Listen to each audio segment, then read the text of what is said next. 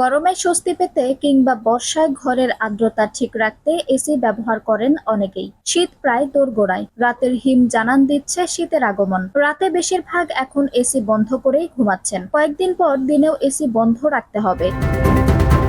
শীতের সময় দীর্ঘদিন এসি বন্ধ রাখতে হবে। ৩-৪ মাস বন্ধ থাকবে এসি, তারপর এসি চালিয়ে নানান ধরনের সমস্যার সম্মুখীন হতে হয়। তাই আগে কয়েকটি কাজ করতে পারেন, এতে দীর্ঘদিন এসি বন্ধ থাকলেও কোনো সমস্যা হবে না। জেনে নিন শীতের আগে এসির যে কাজগুলো করা জরুরি।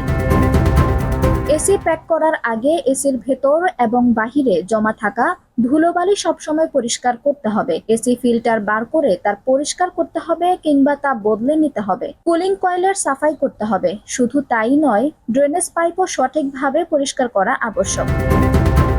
এসি পরিষ্কার করার পরে তা সম্পূর্ণভাবে শুকিয়ে নিতে হবে। এই বিষয়টি খুবই জরুরি। এসি যদি পুরোপুরিভাবে না শুকিয়ে নেওয়া হয় তাহলে সেটা ওই অবস্থায় প্যাকিং করলে আর্দ্রতা বাড়ে, ফলে এসি খারাপ হয়ে যাওয়ার আশঙ্কা প্রবল হয়ে ওঠে। এরপর ঘরের এসি মেশিনটিকে শক্তপোক্ত কাপড় বা প্লাস্টিকের শীট ব্যবহার করে সম্পূর্ণরূপে ঢেকে দিতে হবে।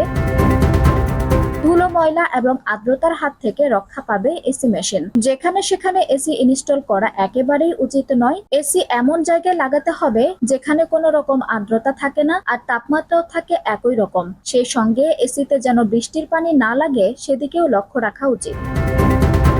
আঞ্জুম হক আরবি, টাইম নিউজ ডেস্ক।